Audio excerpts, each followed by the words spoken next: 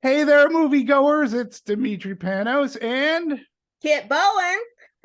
and we are here for KDM, which stands for Kit Demetri Movies. It's a brand new review show that we will bring to you hopefully on a weekly, if not bi-weekly basis, and we will be breaking down and giving you thought-provoking, fun reviews of movies that you want to see at a theater near you. And today we have a movie that we think a lot of people want to see, and they want to see it quickly, or rather, in a flash. Of course, that movie is The Flash. So, Kit, thank you. Thank you. I had that one in my pocket for a wicked long time. No, I didn't. I just made that up. So, Kit, you just recently saw the movie. I always defer to ladies first. So, Kit, what did you think of The Flash? Well, I enjoyed it immensely. I think I don't know. There is something to say about all these multiverse movies that we keep seeing. It's like, is it becoming a crutch? I mean, we can get into that a little bit later, but I do think they handled it interestingly in this. Briefly, the story is Barry Allen, who now we know as the Flash, and he's been in some of the other DC movies, the Justice League, and such and such. And now this is his first standalone, so you get a little bit of a backstory on him. He lost his mother to a violent crime, and his father was convicted of it, and he's presumed innocence. So there's this impetus. Well, he's in jail. He got convicted. He's Yeah, in he got jail, and convicted. Barry's plight in life is to try to Right. So convince he's of his haunted dad's. by it, yes, and Yeah, he's certainly been shaped by it. hundred So percent. then he ends up finding out that he can actually run fast enough to go back in time, which makes sense.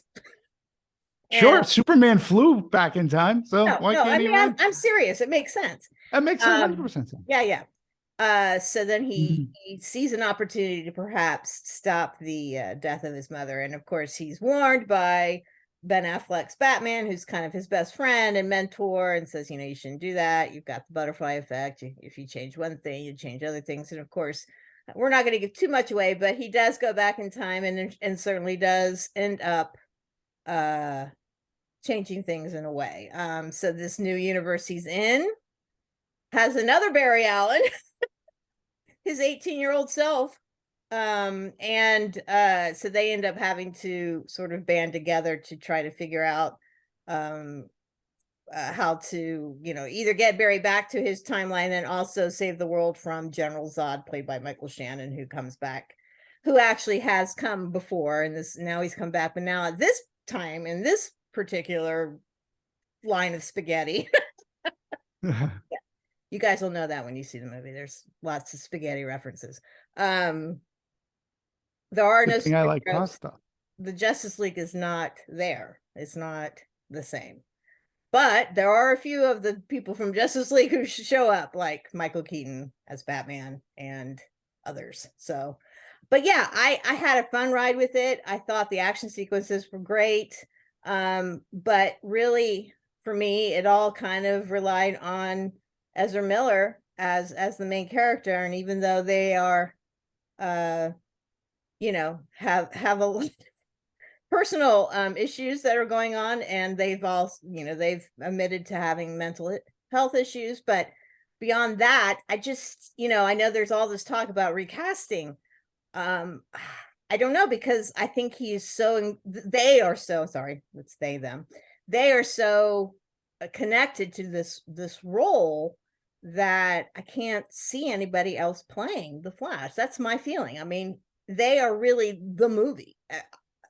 I don't think it would have been quite as good without them in it, in my opinion. But all of the cameos, all of the little twists and turns are all very fun. And yeah, I enjoyed it. How about you? I actually, I posted my review earlier. I rewatched the movie, saw the movie a second time last night. Saw it in IMAX, by the ways. And if you have the opportunity to experience this movie in IMAX, I strongly suggest you do so. I first saw the movie in CinemaCon, and I loved it then. I thought it was fantastic. The movie didn't have an ending at CinemaCon. They didn't provide an ending. The movie ended on a reaction shot, and then it went to black. There was no end credits. There was nothing. It just ended on that reaction shot. Done. Even with that said, still love the movie. I looked at this more a time travel kind of movie that upset the time continuum more so than I know multiverse was used. I think that line was used once. I agree with you. I think multiverse is becoming, it's starting to show its cracks, and it was starting to show its cracks for me in the, albeit a very good movie, but it was Spider-Man Across the Multiverse. Yeah, Spider-Verse. Or the Spider-Verse, forgive me. I sit corrected. And I thought that movie was very good, mind you. Oh, I love that one too. Loved it. I thought it was very good, but the multiverse, it's starting to show its cracks because you have to spend so much time in exposition. And I remember a day when people were complaining when a movie like Back to the Future Part 2 would explain time travel and like what could go wrong. Or I should say 1985, I believe, is when Back to the Future 2 came out. So now we have multiverse, and it becomes even more complicated. And I thought that weighed Spider-Man Across the Universe down. I looked at The Flash more of a time travel, Back to the Future Part 2 kind of a movie, where we have a hero like a Marty McFly who does something, upsets the balance, and he's got to fix it. Right. So the character has to fix it. And in this movie, this character is a superhero. One of the aspects I loved about The Flash is this wasn't a superhero versus supervillain movie. Right. This was a superhero movie where the superhero does something. And as a moviegoer, we know we don't need Ben Affleck, Bruce Wayne, to tell us, it's not a good idea. We know it's a bad idea. Right. We know that when he does things aren't going to go right. And they go really wrong. And I found that having a superhero movie where he's not squared off against a villain that he has to overcome, no, he has to overcome his flaws, his faults, his mistakes, and he has to fix them. And that means self-sacrifice and making tough choices, which a superhero should do, but it was very personal to him. And that's one of the things that I really loved about this movie. To your point about Ezra Miller, I believe, like you, that The Flash is Miller's. Much like I believe Gal Gadot is Wonder Woman. Yes. She owns Wonder Woman. I can't see anybody else playing that character other than Gal Gadot at this point. It would really bum me out if they recast her, I should say. Ezra Miller, I feel, is the same for me here. He proved himself in Justice League, and especially the Snyder Cut. And I want to talk about Zack Snyder. Just let me digress. Zack Snyder need be given credit for who he cast in these iconic roles. Yes. Ben is a really good Batman and Bruce Wayne. Let's be honest. He is. Henry Cavill, right? Henry Cavill as Clark Kent and Superman with Man of Steel. Very good. Gal Gadot is Wonder Woman. Fantastic. Ezra Miller as Barry Allen, The Flash. Excellent. His choices. Jason Momoa as Arthur Curry, Aquaman, also very well cast. Yes. His choices were fantastic. Credit need go to him for picking these people and putting them in these, they're larger than life roles. And every one of them, like, they stood up to the challenge, and Miller especially became for me the Flash in the Snyder cut Yeah. version of Justice League. And in this movie, fantastic. Yeah. Excellent. And you're right. I think the movie rests on Ezra Miller's shoulders so much so. It's great to see Ezra Miller or Barry Allen playing against Barry Allen. Yeah. And what was amazing is they're two very different characters. Yes. And but the same at the same time. I felt like yes, he kind of captured the essence, the nerdy kind of thing about both of them, of that character. Yeah. It's such a Back to the Future 2 type of flashback. And let's be clear, I credit Robert Zemeckis. At the time that Back to the Future 2 had come out, the special effects photography back then, what he developed in order to film Back to the Future Part 2 so that Michael J. Fox's Marty McFly can play off of Michael J. Fox's Marty McFly was so incredible that he used it even to more extent in Who Framed Roger Rabbit. And now we have technology today. And man, it's seamless as it was back then. It's just better, but it wouldn't work without Ezra Miller's great performance. But I'm also going to point out Michael Keaton's performance as Batman. Look, Kit, you and I grew up Tim Burton's Batman. Yes. Right? It's our first Batman. It's our first, outside of Adam West. Well, yeah, exactly. Right? Yeah. So I love Michael Keaton as Batman. I don't know about you, but when I first saw the trailer for The Flash, they showed their cards pretty early on this, that Michael Keaton wasn't going to be in it. I got the warm and fuzzies because it was just great, especially in the trailer. It's like, I'm Batman. And to see him in the movie where he does so much more, I thought Keaton's performance as a supporting actor, as a supporting character, it was a character who anchors our main character. I thought it was a worthy performance so as not to forget it come year end. I thought he was that good. Well, I don't know if I'd go that far, but Keaton is he's one of those actors that is underrated in my opinion. Mm-hmm. He has put in some amazing work throughout his whole career. And I think him playing the character again, the way he plays him is just, like you said, anyone who has any nostalgia for that character, knowing how he kind of created it in a way for the movies anyway, is really something. And to pay homage to him that way was just fantastic. Yeah, I don't think he's gonna make the cut, but I'm gonna remember it because again, I love this movie.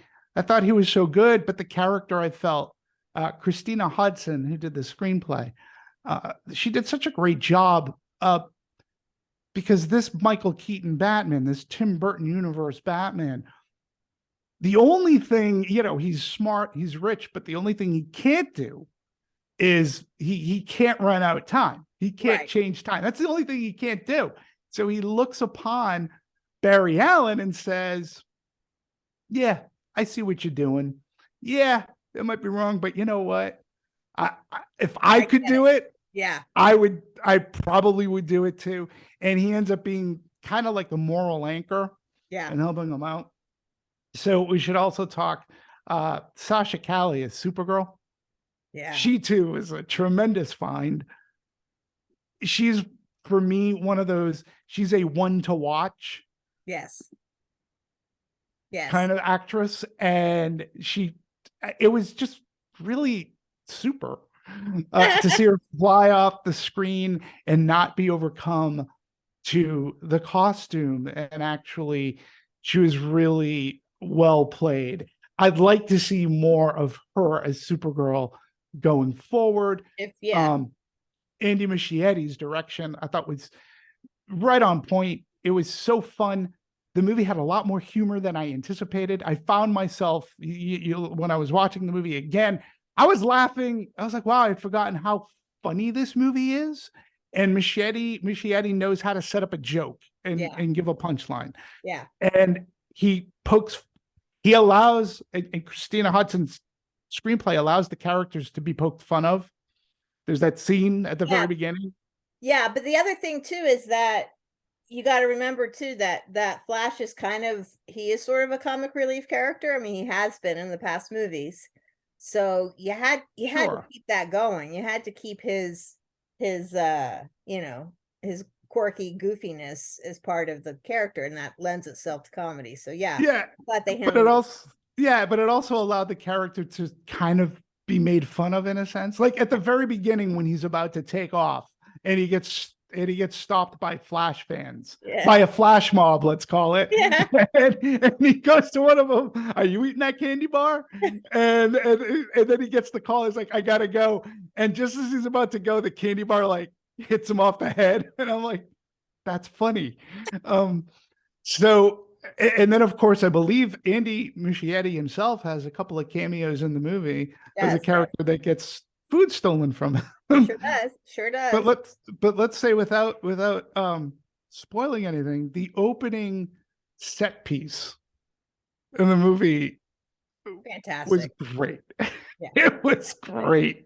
It was really great. And I mean, it's interesting. We can talk a little bit about, the parallels between Marvel and DC with this character, right? So sure. Quicksilver, who's the Marvel character. And again, he when he makes an appearance in what was it, the Days of Futures Past, I guess that was the one with Evan Peters playing him. Yeah, Evan Peters. Yeah, he played him. But the same kind of thing where, he's racing around and everything's all frozen and he's just moving things this way and that way. I loved that's probably one of my most favorite scenes of any of the X-Men movies.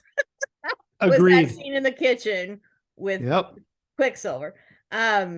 So again, you've got that character, but the Flash is really, I guess comic book wise and probably culturally wise is the more popular character. Is that's a fair assessment? I would agree. Yeah, it's a fair assessment. Sure. Yeah. So he gets to have a little bit more of a. I mean, I just think the Flash is just a more in depth and deeper character, and the way Miller plays him is just he can do that. He can be very funny and quippy, but also he's just got such pathos as well, and I was just completely marveled by his performance, and I couldn't take my eyes off him. I mean, it was like he was just so central to this movie for me, and I was on the ride with him. You believed in his superhero, and he made the superhero believable and relatable in a way because he emoted a sympathy. He emoted like grief. While at the same time, he does love what he's doing. Yes. That he can do this and that he's learned to do this. But he's also alone. Yeah. And you catch that too. Ezra Miller captures all those emotions. So I feel like you root for a character that is doing the wrong thing. Yeah. And as that character, as the Flash or Barry Allen is trying to repair what he has done, you are hoping that he can do it. So that to me is one of the reasons why I really appreciated this movie so much, is because even though I know it was a bad choice, I was hoping for him to repair it so he could obtain his goal. But I also think that it also makes for a character to grow and build, there has to be some pathos. There has to be something there that can continue to drive, and the character has to learn. And Barry Allen learns. He learns a lesson. Yeah. And that to me is what makes, as whiz bang as it is, if I don't have a character that's rooted in something that I can relate to, then it's just special effects. It's true. That's why, I feel Gal has done such a great job with Wonder Woman. Some Wonderful. similar, and you're right. Ben Affleck is one of my favorites because because you see Ben's playing the Batman that's aged, he's playing the Mhm. Batman that's been through a lot, kind of thing. And I always thought that he just played him with that age element to it, and I just thought it just added a whole nother dimension to the character of Bruce Wayne and whatnot. So yeah, I always always liked Ben Affleck. So let me ask you though. Me too. Yeah. Okay. So the ending is there's a big twist at the end. So we're not going to give that much away, but I'm just wondering, what do you think? I've heard that this film is basically going to be rebooting the whole DC and the new James Gunn era of DC Comics. How do you see it playing out now? I don't know. To me, I kind of see I viewed this as the beginning of the end of the Snyderverse. Yeah. And it somewhat saddens me. If the movie does well, and I think it'll do pretty well. I think it'll do decent. I hope that James Gunn and Peter Safran continue on with this Barry Allen Yeah. with Ezra Miller. I do. I really do. I do too. And I've read that they pretty much will if it makes money, and it's already making money. So Yeah. And Ezra Miller, throughout his problems, I thought by showing up at the premiere and things that he said made me want to believe, okay, there's hope for his rehabilitation. Let's give this actor the chance. Yes. There are people who've done, I'm not forgiving what he did. So it was courageous to show up at the premiere because you know the questions that are going to be asked. Yeah. And by him talking about Benny Muschietti and his sister, and about Warren Zaslav and the folks, Michael DeLuca and Abdi, talking about them and saying, and he said, thank you. I hope that he realizes like this is a wonderful opportunity for him to be who he wants to be and continue to do what I believe he loves. Yeah. And watching him in this movie, it was hard for me. He made it hard for me not to like it. And, I know. And to appreciate his efforts. I do too. And I think, look, he's, if it's him or his PR people or whatever it is, he is doing the right thing by, kind of taking a step back, not being, he wasn't part of any of the major press tour of this. And I think I think what he's doing, and it's the way he's letting his work speak for him, Mm-hmm. And yes. I've always thought he was a great actor. I've always thought he was a great actor. I mean, from let's talk about Kevin, or what was it called? We need to talk about Perks of a Wallflower. Perks of a Wallflower, right? He was in the Harry Potter. Yeah, that I don't. Fine. I don't count that one because that was just that no. So, but yeah, he's a good actor, and they're a good actor. How we keep calling. He's talented. They're talented. a talented. No, gifted. Gifted. So, yeah, The Flash is very good. I also I want to bring up the trailer for the movie. This is one of the rare times where the trailer did it right. Yeah. They told you exactly what you needed to know without spoiling it. Now, spoilers got out there from the CinemaCon screening and stuff, and that I've had conversations. I hate people who try to spoil things, but the trailer didn't really spoil anything that it didn't want you to know. Right. Michael Keaton is Batman, that there's a Supergirl in there, but they basically told you. Yeah, we knew all of it. Yeah. You knew that going in, but you didn't know enough. It prepared you, but not for what happened. And that to me was really cool. If you're trying to keep things spoiler free, the trailer gives you just enough information. Where did you see it? Did you see it in IMAX? I did not see it in IMAX, no. But I did see it with a full audience, and everyone seemed to be really enjoying it. So my IMAX crowd yesterday, it was a 3:00 show, applause throughout certain scenes. and which is heartening because it's a paying crowd, so they did very well. So yeah, so there we go. The Flash. The Flash. I would give Ezra it a Miller? solid 4.5 stars for me. See, I'm giving this my high. I give it my high five. Ah. I give it my high five. Second time viewing, and I liked it more. Well, because it had an ending too. Yeah. So, I mean, I read this a little bit, and that's why I had just a half point off for me. And this is really just a lament for many of these movies.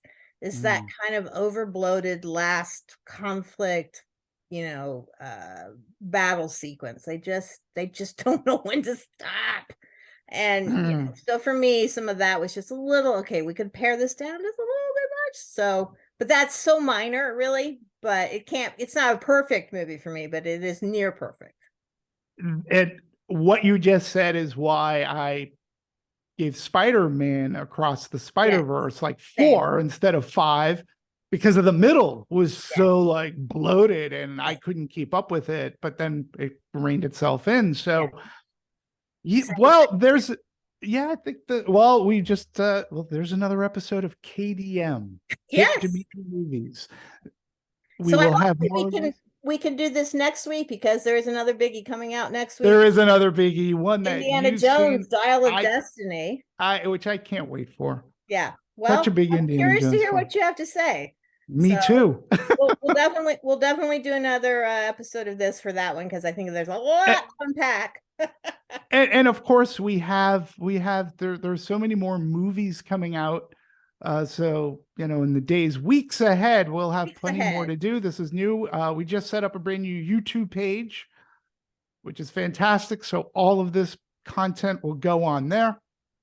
So there you go. Kit, it's always a pleasure. It's great to see you again. I'm glad you're back here on this coast. Well, next week I might not be on the East Coast. I mean, on the West Coast, but I think we can still make this work. So we'll give it a shot. Great. Well, this is a great show, and thanks everybody for tuning in. And thank you, Kit, for being you. I appreciate you. Take care.